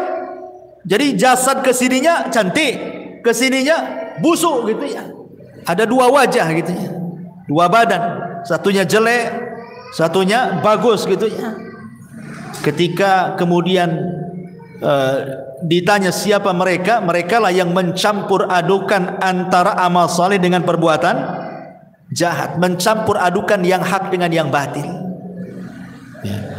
Kemudian ada juga kaum itu kukunya banyak gitu, kukunya itu dari nuhas, disebutkan dari besi. Kemudian dicakar-cakar oleh sendiri itu sampai terkelupas daging dari tulangnya itu dicakar sendiri. Rupanya ketika ditanya siapa mereka, kok bisa mencakar-cakar badannya sendiri sampai terkelupas daging dari tulangnya. Kemudian malaikat, merekalah orang-orang yang suka membicarakan aib orang lain. Ya, merekalah orang-orang yang suka membicarakan aib orang lain. Dan banyak lagi. Rasul menjumpai aneh-aneh siksaan orang-orang itu. Dan ulama mengatakan ini bukan siksaan neraka, ini siksa kubur. Apa penyebabnya coba? Penyebabnya banyak. Tadi sudah disebutkan di sini. Di antaranya orang yang tidur saat waktu sholat. Kemudian orang yang berdusta sampai membumbung ke langit. Kemudian orang yang makan riba, kemudian orang yang berzina, kemudian orang yang membicarakan aib orang lain alias ghibah. Ya. Itu semua adalah bagian daripada penyebab-penyebab azab kubur. Termasuk juga Rasul pernah lewat di sebuah kuburan. Rasul mendengar orang-orang itu diazabkan. Kemudian Rasul mengambil pelepah kurma, dibelah jadi dua, kemudian diletakkan di satu kuburannya, yang satunya satu kuburan. Kata Rasul, mudah-mudahan sebelum kering pelepah ini bisa meringankan azabnya kan. Kemudian sahabat bertanya, kenapa orang itu wahai Rasul? Kata Rasul, yang satu karena suka ngadu domba kan, itu namimah, sana sini ngompori orang. Yang satunya pula kalau dia cebok tidak bersih. Dia tidak pernah menghindar dari membersihkan najis saat buang hajat kecil ataupun hajat besar. Ini naudzubillah ma'asyiral muslimat yang dimuliakan Allah Subhanahu wa taala. Ini adalah di antara penyebab-penyebab orang mendapatkan azab kubur. Taib, kalau ini penyebab-penyebabnya. Lalu siapa orang-orang yang akan terhindar dari azab kubur itu? Pertama, orang yang terhindar dari azab kubur adalah orang-orang yang mati syahid. Dan itu berdasarkan hadis, ma balul mu'minin yuftanuna fi kuburihim illa syahid. Ya Rasulullah, mengapa kaum mukminin diuji dalam kuburan kecuali yang mati syahid? Maka Rasul mengatakan, kafa bi barikatis suyuf ala ra'si fitnah. Cukuplah kilatan-kilatan pedang di atas kepala mereka saat perang itu menjadi fitnah bagi mereka. Maka mereka tidak akan terkena fitnah kubur. Mereka tidak akan terkena fitnah kubur. Secara otomatis tidak akan dapat azab kubur. Kalau fitnah saya saja tidak dapat, tidak ditanya, berarti langsung mendapatkan nikmat kubur orang ini. Ya. Kemudian juga setiap orang yang meninggal sedang bertugas jaga di jalan Allah, mungkin di perbatasan negara Islam dengan negara kafir gitu, atau saat berperang dia menjaga tentara gitu. Kemudian juga meninggal di hari Jumat kalau dia orang soleh. Kalau dia orang baik, orang soleh, orang taat, Allah berikan kematiannya di hari Jumat. Kemudian juga orang yang soleh, yang baik, kemudian Allah berikan kematiannya dengan cara sakit perut. ya, dengan cara sakit perut, ataupun dengan cara tenggelam, ataupun dengan cara terkena runtuhan ketika gempa gitu ya, terkena runtuhan, ya, dan dia orang baik, orang soleh dan soleha, maka Allah sengaja memberikan kematian terbaik bagi dia. Nah, itu juga diantara hal-hal yang bisa menghindarkan seseorang dari fitnah kubur dan juga azab kubur. Taib ma'asyiral muslimat yang dimuliakan Allah Azza wa Jalla. Sekarang apa peran orang yang hidup, kita-kita ini loh Bu, yang hidup, supaya adalah amalan-amalan itu yang bermanfaat untuk meringankan orang yang ada di kuburan itu. Apa yang harus kita lakukan? Ma'asyiral muslimat yang dimuliakan Allah Subhanahu wa taala. Sebelum saya menjelaskan hal ini, saya akan jelaskan amalan-amalan yang bermanfaat dulu bagi si mayat itu. Kata Nabi sallallahu alaihi wasallam, al-kayyisu man dana nafsa wa amila lima ba'dal maut. Orang yang cerdas itu Bu, adalah orang yang introspeksi, senantiasa introspeksi diri dan mempersiapkan sebuah amalan untuk kematiannya. Itu orang cerdas kata Nabi. Amalan ini kan banyak Bu ya kan? Macam-macam amalan di dunia ini. Tetapi orang yang cerdas itu pasti dia akan memilih mana-mana amalan yang bermanfaat untuk kematiannya, mana-mana amalan yang sedikit manfaat untuk setelah kematiannya. Lah di antara amalan-amalan yang sangat bermanfaat untuk setelah kematiannya disebutkan dalam beberapa riwayat. Pertama, ketika Nabi sallallahu alaihi wasallam bersabda dari hadis Muslim, "Idza mata ibnu Adam inqata'a amaluhu illa min thalathin. Shadaqatin jariyah aw ilmin yuntafa'u bihi aw waladin salihin yad'u lahu." Apabila anak Adam meninggal dunia, terputus amalnya kecuali 3 perkara: sedekah yang mengalir, ilmu yang bermanfaat, atau anak saleh yang mendoakan orang tuanya. Hadis yang kedua, hadis dari Abu Hurairah radhiyallahu an yang dikeluarkan Imam Ibnu Majah. Rasul mengatakan, "Inna mimma yalhaqul mu'min min amalihi wa hasanatihi ba'da mautihi." Sesungguhnya yang sangat bermanfaat bagi seorang mukmin dari amalannya setelah kematiannya dan dari kebaikannya setelah kematiannya, pertama, ilman 'allamahu wa nasyarahu. Ilmu yang ibu pelajari, kemudian ilmu itu didakwahkan ibu dan ibu sebarkan. Sekarang kan mudah menyebarkan ilmu kan, di tangan ibu kan ada handphone nih, pamannya sekarang ngaji, ibu rangkum, kemudian ibu tulis, kemudian ibu share di grup-grup, kan sama dengan menyebarkan ilmu. Daripada ilmu selfie nggak jelas kan, bagus kita nyebarkan ilmu gitu ya, jelas manfaatnya setelah kematian. Wa waladan salihan tarakahu, atau anak saleh yang ibu didik. Ibu didik sehingga anak ini menjadi anak yang saleh. Tidak mesti anak sendiri, entah anak saudaranya, entah anak orang, ibu ambil angkat, ibu didik sampai dia paham agama, kemudian ibu meninggal dan dia mendoakan, maka itu sangat bermanfaat. Wa mushafan warathahu, atau ibu mau wakaf mushaf. Beli mushaf di pasar 1-2 mushaf, cari masjid yang nggak ada mushafnya, taruh di situ supaya orang baca. Ya. Atau mungkin ada saudara-saudara kita yang belum punya mushaf. Ya, ibu bisa datang ke orang-orang yang nggak punya mushaf, ibu belikan mushaf, ibu kasih dia supaya baca. Itu sangat bermanfaat. Au masjidan bana, atau masjid yang sedang dibangun, ibu ikut nyumbang supaya cepat terbangun masjidnya. Au baitan libnis sabil bana, atau ibu sengaja buat kos-kosan 5 pintu, yang 2 dikontrakkan, yang 3 sengaja bagi orang-orang yang tamu-tamu yang dari jauh yang cari pekerjaan gitu ya. Nah, kasihlah kontrak tanpa bayar, sebulan gratis, 2 bulan gratis, 3 bulan gratis, sampai dia punya pekerjaan umpamanya kan. Alhamdulillah ya.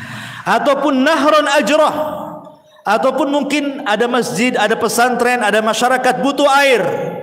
Nah, ibu danai buat sumur bor atau beli air atau apa. Aw sadaqatan akhrajaha min malihi fi sihhatihi wa hayatihi, atau ibu sedekah ketika ibu sehat, ketika ibu masih hidup ibu bersedekah. Yalhaquhu min ba'di mauti, itu bisa sampai setelah kematiannya. Ini amalan yang bermanfaat bagi si mayat. Kemudian juga hadis yang ketiga, hadis Jarir ibn Abdillah al-Bajali. Rasul mengatakan, man sanna sunnatan hasanatan, barang siapa yang berikan contoh terbaik kemudian diikuti orang, kemudian diikuti lagi orang lain, akhirnya banyak mengikuti, maka dia akan mendapatkan pahala, dan pahala orang mengikutinya sampai pun dia sudah meninggal akan mengalir terus gitu. Ini juga memberikan contoh yang terbaik kepada orang lain. Termasuk juga adalah hadis juga, amalan yang paling baik selain daripada itu adalah doa, haji, umroh, dan begitu seterusnya ya. Ini diantara amalan-amalan ya. Lalu kita yang hidup, umpamanya ayah kita meninggal, ibu kita meninggal, suami atau istri atau siapalah dari orang yang kita cintai meninggal, bagaimana cara membahagiakan mereka? Para ulama mengatakan yang paling mudah membahagiakan orang yang ada di kubur itu doa. Itu yang paling mudah. Kalau ibu ingin membahagiakan orang tua yang sudah meninggal, ibu yang sudah meninggal, bapak yang sudah meninggal, kita ingin membahagiakan mereka, maka ibu terus berdoa sejak dia meninggal sampai hari ini, walaupun mungkin berpuluh-puluh tahun. Berdoalah dengan 3 kata. Apa itu? Allahumma gfir lahu, ya Allah ampuni dosanya. Maka dia sangat bahagia bu kalau ibu ngomong begitu. Yang kedua, Allahumma arhamhu, ya Allah kasihi dia, rahmati dia. Itu sangat bahagia kalau dia mendengarnya. Yang ketiga, Allahumma tsabithu, ya Allah tetapkan dia. Yutsabbitullahu alladhina amanu bil qauli tsabit, ya Allah mantapkan jawabannya supaya jangan salah ya. Karena orang itu kan akan terus diazab oleh Allah Subhanahu wa taala kan. Kalau dia dapat azab kubur, naudzubillah. Kalau dia dapat nikmat kubur, alhamdulillah. Lah orang-orang yang diazab itu mereka juga menunggu-nunggu kita gitu ya, doa-doa kita itu. Karena itu bisa meringankan azab mereka. Dengan kita berdoa kepada Allah, ya Allah ampuni dosa dia, rahmati dosa dia, mantapkan dia ya Allah, berikan dia kemudahan di situ. Itu sangat bahagia si mayat itu. Bahagia sekali. Termasuk juga yang kedua setelah doa, sedekah. Sedekah itu membahagiakan orang mati. Ibu ada uang, nampak ada masjid, saya sedekah untuk orang mati. Nampak ada orang fakir miskin, anak yatim, sedekah untuk orang mati. Nampak ada orang yang perlu kita bantu, sedekah untuk orang mati. Dan begitu seterusnya bu. Itu sangat bahagia orang si mayat itu. Itu sebenarnya yang bisa membahagiakan orang yang sudah mati itu. Doa dan sedekah. Itu yang sudah jelas-jelas. Ya, adapun yang lain kan jadi perselisihan para ulama, seperti baca Quran itu jadi khilaf ulama. Nah, kita kan cari yang jelas-jelas saja, yang tidak ada khilaf ulamanya di situ. Ya. Jadi itu diantara hal-hal yang bermanfaat bagi si mayat. Yang paling penting adalah doa dan juga sedekah. Dan ingat, jangan sampai niyah. Itu akan menyakiti hati dia. Jangan sampai niyah, meratap. Makanya kenapa dalam Islam itu wanita dilarang sering-sering datang kuburan kan? Bahkan Rasul mengatakan la'anallah zawarat, dalam riwayat zuwarat al-kubur. Allah melaknat wanita-wanita yang suka ziarah kubur. Maksudnya suka ziarah kubur ini karena bahasanya pakai siagul mubalaghah. Zuwarat atau zawarat itu menggunakan siag al-mubalaghah, artinya yang sering-sering. Boleh sekali-kali tapi jangan sering-sering.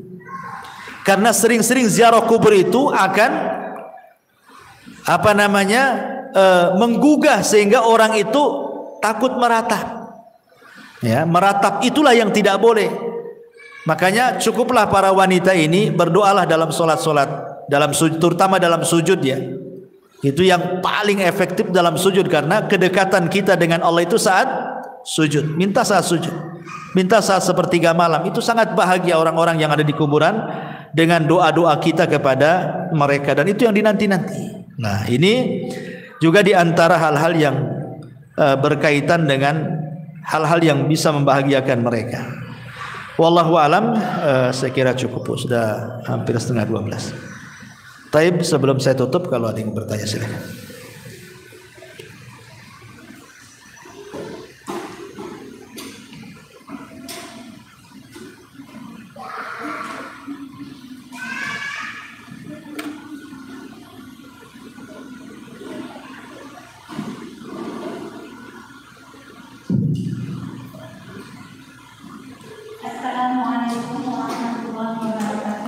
Waalaikumsalam warahmatullahi wabarakatuh. Di bab yang setelah mulai kita lebih tempat, terus pada bab pengaruh orang meratap di kuburan, maka orang yang meninggal akan merasakan tidak tenang. Yang menanyakan Ustaz, apakah pengaruh orang yang meratap tersebut tidak merasa tenangnya itu bagi orang yang soleh kah, atau bagi orang yang diazab? Maksud anak, apakah orang yang soleh merasakan juga ketika ada keluarganya yang mengalami beliau tersebut? Iya. Ya, apakah termasuk juga orang yang beriman ataukah di luar orang beriman gitu ya? Kalau kita melihat hadis-hadis tentang masalah larangan niyahah, Bu, itu umum, ya, sangat umum. Seperti Nabi SAW mengatakan, isnatani fin nasi huma bihi kufrun, at-ta'nu fin nasabi wan niyahatu alal mayyit. Dua perkara kalau terjatuh maka jatuhlah dalam kekufuran. Salah satunya adalah mencela nasab dan meratap orang mati. Kemudian di dalam hadis Nabi SAW mengatakan bahwa sebab di antara azab kubur itu, maksudnya si mayat itu merasa tersiksa dengan azab itu adalah biniyahatil hayy, karena ratapan orang yang hidup. Jadi di sini tidak dicerita orang yang ada di kubur, tapi cerita orang yang meratap. Berarti siapapun orang yang dikubur, apakah dia orang soleh, apakah dia orang baik, kalau diratapi gitu ya, maka dia akan tersiksa hatinya. Ingat, tersiksa hatinya, bukan tersiksa badannya ya. Diazab di sini bukan azab fisik, bukan. Tapi merasa sedih dia di dalam kuburannya. Kenapa kok saya sudah, walaupun sudah mendapatkan nikmat kubur, kok diratapi? Saya sudah senang di sini. Sehingga dia akan merasa sedih juga gitu, si mayat yang ada di dalam kuburan itu. Makanya dilarang. Kenapa kemudian Nabi menganggap niyahah itu sebagai dosa besar? Karena menyiksa hatinya orang yang sudah meninggal, walaupun dia orang baik. Ya, walaupun dia orang baik, ibunya soleh, bapaknya ibunya soleha, bapaknya soleh, kemudian meninggal, anaknya pula toleh gitu ya, nggak jelas gitu, akhirnya meratap, maka akan tersiksa itu ibu bapaknya. Maksudnya tersiksa batinnya, sekali lagi ya, bukan jiwanya, bukan badannya disiksa, nah, maksudnya batinnya tersiksa. Ya, jadi tidak ada ketenangan jadinya. Dia sudah tenang masih juga diganggu. Itu maksudnya. Wallahu a'lam. Wa ya. Cara membahagiakan orang yang meninggal tadi ada dua sebab, banyak berdoa dan banyak sedekah. Yang Anda tanyakan Ustaz, ketika Allah memilih dia sebagai orang yang soleh, Ustaz, tentu saja seperti yang Ustaz sampaikan tadi, dia ibarat orang yang tertidur dan tidak merasakan apapun kecuali kenikmatan. Yang Anda tanyakan dengan kaitan pada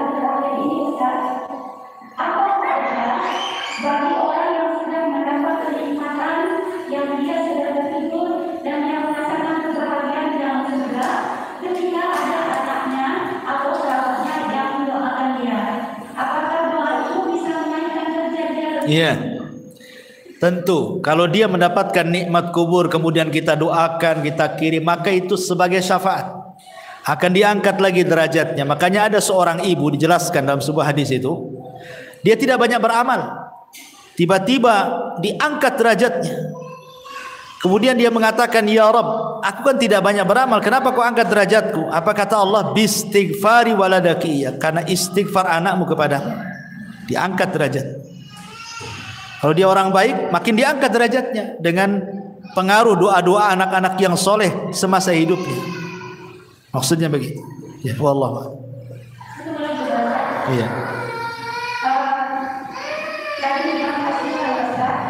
Ketika orang-orang yang meninggal tersebut, Allah sudah menentukan ketika dia beramal soleh, itu kan sudah diutus dua malaikat dan dua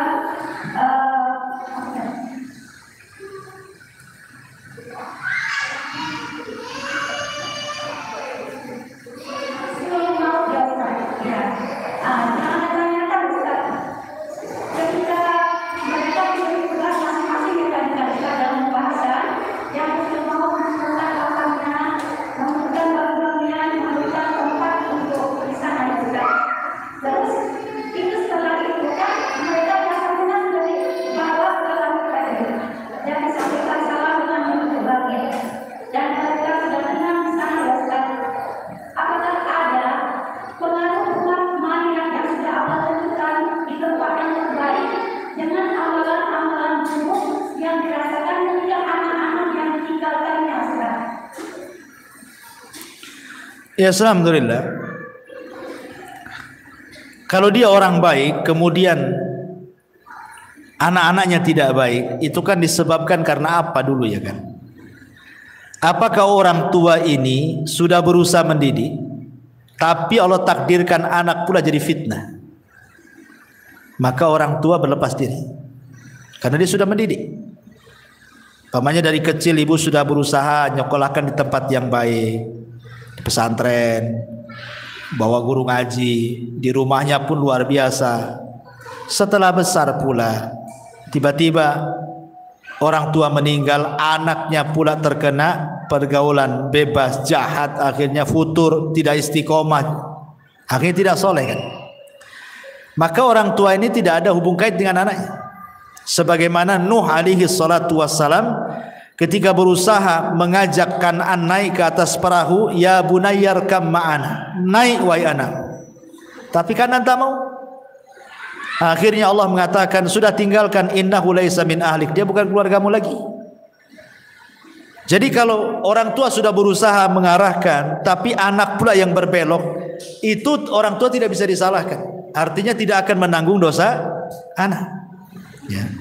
Tapi kalau orang tua soleh sendiri membiarkan anaknya gitu ya, maka dia akan kenal dosa anaknya, karena dia tidak bertanggung jawab. Dia akan terpengaruh di situ, dan dia pun pasti akan mendapatkan hal-hal dalam kuburan kan, karena itu kan termasuk dosa. Orang tua membiarkan anaknya tidak bertanggung jawab kan dosa. Iya jelas, karena dia berbuat dosa lah kan gitu. Di dunia aja berbuat dosa. Orang tua membiarkan anak kan dosa. Jelas dosa anak. Bahkan itu termasuk durhakanya orang tua kepada anak. Seperti yang dulu pernah saya ceritakan, ada anak dilaporkan sama orang tuanya ke Amirul Mukminin Umar bin Khattab karena jahat. Kata orang tua ini, wahai Amirul Mukminin, hukum anak saya, jahat dia sama saya kata. Akhirnya Amirul Mukminin lihat dohir kasusnya, hampir mau menghukum anak itu. Kata anak itu cerdas, tunggu dulu wahai Amirul Mukminin, bisa enggak saya bicara katanya. Kata Amirul Mukminin, bicara. Anak ini mengkiaskan, Amirul Mukminin saya enggak bercerita katanya. Ada orang membeli seorang budak wanita, kemudian digauli budak wanita itu. Setelah hamil dia tidak suka kehamilannya, dia hanya ingin gauli saja. Lahirlah kemudian dari budak itu anak laki-laki. Karena tidak suka dari awal, tidak punya keinginan punya anak dari budak, akhirnya dibiarkanlah anak itu sampai besar, akhirnya jahat. Kira-kira wahai Amirul Mukminin, yang disalahkan bapaknya, tuannya, atau anaknya kalau itu jahat? Kata Amirul Mukminin, ya bapaknya lah salah. Kata anak itu kisah itu saya ini, kata. Maka Amirul Mukminin mengatakan, tutup kasusnya. Sebelum anakmu durhaka kepadamu, engkau sudah durhaka kepada anak. Kan itu ceritanya. Ya, jadi tidak semua durhaka itu berasal dari anak ke orang tua. Orang tua pada anak pun bisa durhaka, gitu maksudnya. Ketika tidak mendidik kan. Berarti kan dosa besar, dia melanggar karena tidak bertanggung jawab. Sementara Rasul mengatakan kullukum ra'in wa kullukum mas'ul. Kalian itu pemimpin dan akan ditanya setiap kepemimpinannya kan. Ya jelas pengaruh itu. Dosa anak itu akan terbawa kalau itu kesalahan orang tua. Ya, wallahu a'lam. Tadi Ustaz sampaikan amal soleh yang tidak umum tempat tadi yang silakan belum dijawab, belum dijaga. Yang pertama ketika kita dalam majelis, yang kedua ketika di dalam kuburan dalam bentuk manusia. Terus yang selanjutnya yang kedua di akhirat. Ya ketika dalam bentuk catatan. Iya.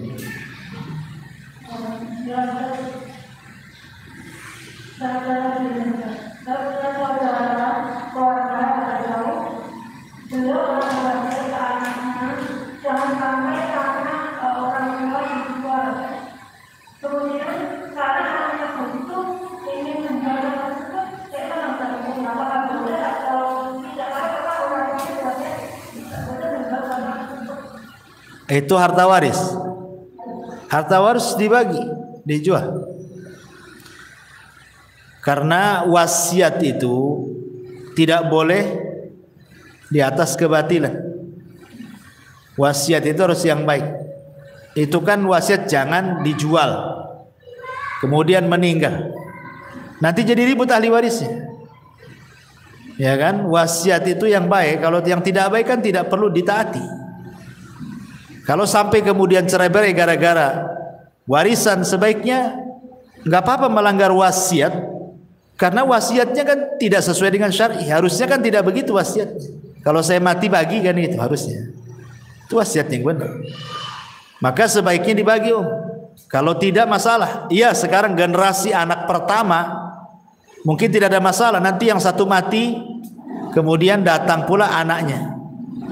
Yang namanya hidup ini kadang pasang surut.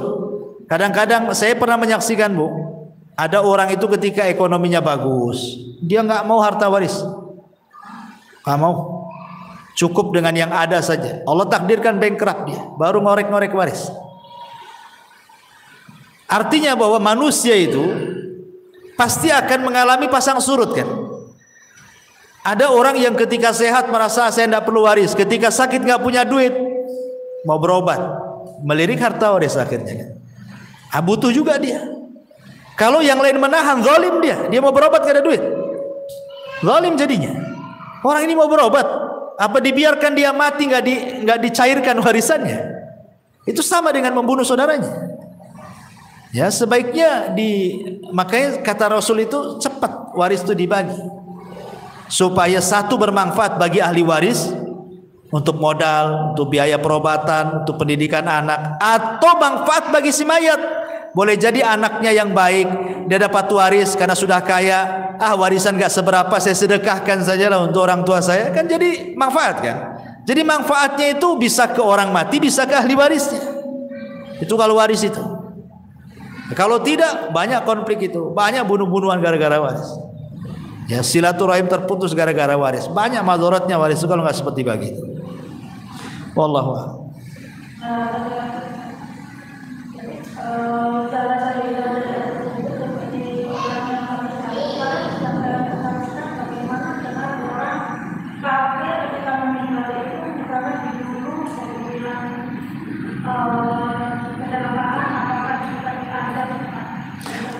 Kalau dia mati kafir ya lah.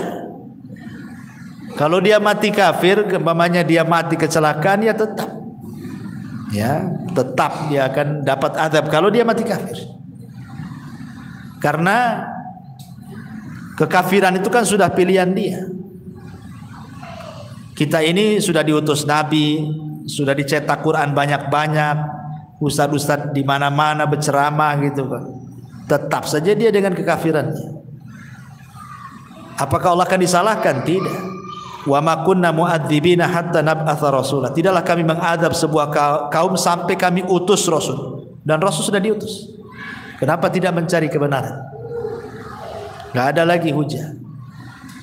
Ya, dengan diutusnya Rasul, dengan diturunkan Quran itu sebagai hujah, tidak ada alasan lagi kita di hadapan Allah. Ya, wallahu a'lam. Sama yang kata waris tadi ya Ustaz. Ya. Seandainya seorang suami sudah meninggal ya Ustaz, kalau dia tidak punya anak dan ditinggalkan itu berupa uang atau rumah yang ditempatinya, itu atau rumah itu juga langsung harus dibagi Ustaz. Itu kalau rumahnya pemberian suami itu. Terus bagaimana kalau rumah itu memang mahar pernikahan dia tersebut? Apakah juga harus dibagi Ustaz? Yang jelas bahwa apapun bentuk waris itu cepat dibagi. Karena kesalahan di masyarakat itu, contoh nih, bapaknya meninggal, ibunya masih hidup. Kadang-kadang nggak mau dibagi, ibu masih ada kan? Padahal itu bukan bagian ibu semua. Anak laki-laki dapat, anak perempuan dapat, harus dibagi sebenarnya. Tinggal nanti ibu ikut siapa kan itu. Anaknya yang harus memikirkan kondisi ibunya. Dan itu bentuk birrul walidain, kesempatan sama ibunya masih ada. Tapi kan harus dibagi, tidak bisa. Ya, alasan orang tuanya masih ada, ibunya biarin saja gitu. Dikhawatirkan tadi salah satu anaknya lebih dulu meninggal dibandingkan ibunya. Ibunya masih hidup, anaknya pula meninggal. Kan dia nggak menikmati harta kekayaan warisnya dari orang tuanya kan? Nggak pernah menikmati. Dia mau senang-senang, mau sedekah, mau apa, nggak pernah menikmati. Ini tadi kalau dia tidak punya anak, tidak punya keluarga, apa langsung dibagi dengan kerabat suaminya? Ya jelas kan ahli waris itu kan ada yang dalam bentuk asobah. Asobah itu ada dua, asobah lidzati, asobah li ghairihi. Artinya anak-anaknya dulu, atau anak laki-laki baru anak perempuan. Kalau tidak ada anak-anaknya kan dia punya saudara. Saudaranya dapat dia. Nah, lihat kan sistem waris itu kan ke atas, ke bawah, ke atas, ke samping. Namanya kan. Ke bawah anak-anaknya dulu, baru ke atas ibu, nenek, buyut, ya kan? Baru ke samping saudara. Nah, gitu. Berarti mau nggak mau dia kan harus keluar dari rumah itu ya Ustaz? Ya dibagi, harus dibagi. Secara warisnya dibagi dulu. Wallahu a'lam. Bismillahirrahmanirrahim Ustaz. Waalaikumsalam. Ini mau bertanya tentang tata cara pengumpulan semalam Ustaz. Sebelum semalam ini meninggal, semalam ini berpesan agar dikumpulkan sesuai dengan Nabi. Iya. Dan yang diberi wasiat ini seperti istrinya gitu. Karena istrinya tidak memiliki kekuatan, jadi sama pihak keluarga itu dikumpulkan tidak sesuai sunnah. Itu apakah yang diberi wasiat tadi mendapatkan dosa? Ya, alhamdulillah. Ya sebenarnya kalau ada wasiat itu kuat. Orang yang dapat wasiat memandikan itu dia sangat kuat posisinya. Pamannya nih, ibu punya suami, kemudian sebelum meninggal tolong bilang sama Ustaz Abu Meroh, beliau yang mandikan. Berarti saya ini lebih kuat dibandingkan keluarga, karena saya pihak orang yang diwasiati, lebih kuat posisinya. Ya, harusnya kan pihak keluarga tahu. Nah, makanya kenapa wasiat itu kalau bisa perlu ditulis. Kalau sekarang mungkin direkam gitu ya, ada handphone kan. Nah, kadang keluarga nggak percaya kan, mana ada deh wasiat-wasiat, pandai-pandai kau aja katanya. Takutnya gitu pula kan. Makanya harus ditulis wasiat itu supaya dibaca oleh semuanya. Ya, kalau keluarga nggak percaya kan ada bukti itu. Datangkan orang pintar, para ustadz, nanti kan dijelaskan sama keluarga. Ya, karena masalah wasiat itu kan semua orang paham, takut melanggar wasiat itu. Ya.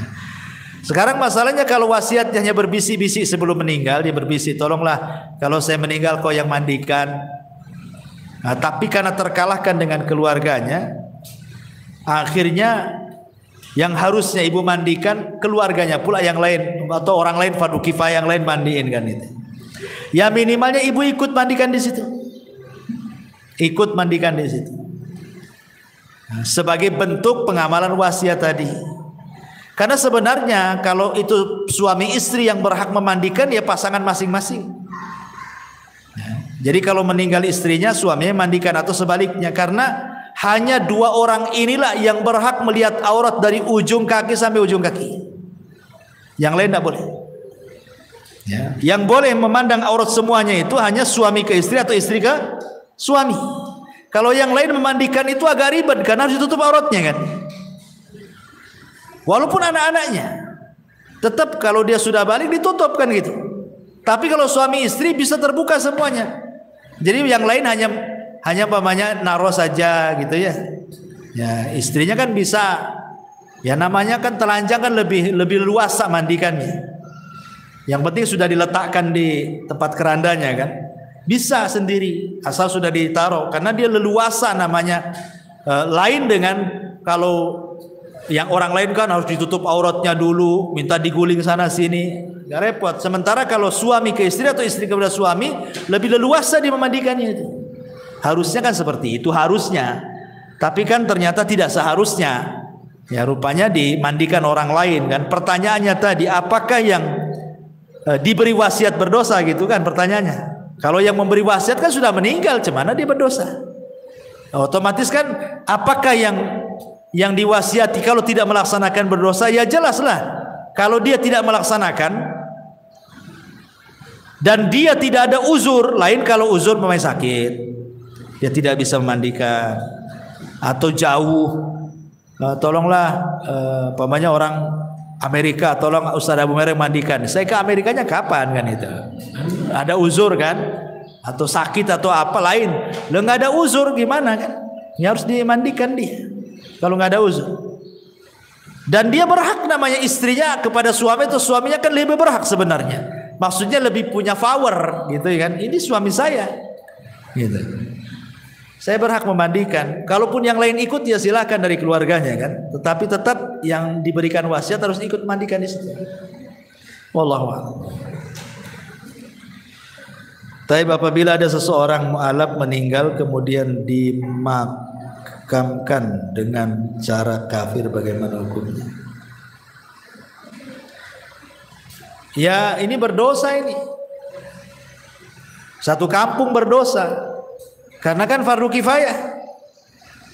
Kalau seandainya nih orang Zatu Puskopkar nih, ada orang muslim meninggal, anggap mu'alaf, kemudian dibiarkan dikembalikan ke keluarganya yang kafir, berdosa semua. Kenapa? Karena fardu kifayah itu kalau ada yang melaksanakan sebagian gugur bagi yang lain. Tapi kalau seandainya tidak ada yang melaksanakan, berdosa semua. Ya. Kecuali kalau memang dari pihak keluarga maksa kan, ini anak saya, kalian yang nggak usah ikut-ikut kan.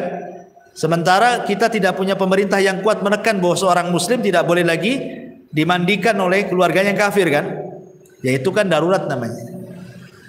Ya, tapi kalau kita biarkan jelas-jelas dia seorang muslim tidak dimandikan, berdosa semua lah. Karena fardu kifayah itu yang kalau sudah dilaksanakan sebagian berarti gugur bagi yang lain. Kalau tidak dilaksanakan berdosa semuanya. Alhamdulillah. Ya, wallahu a'lam. Ya saya kira cukup. Hampir jam 12. Subhanallah bihamdika asyhadu an la ilaha illa anta astaghfiruka wa atubu ilaik.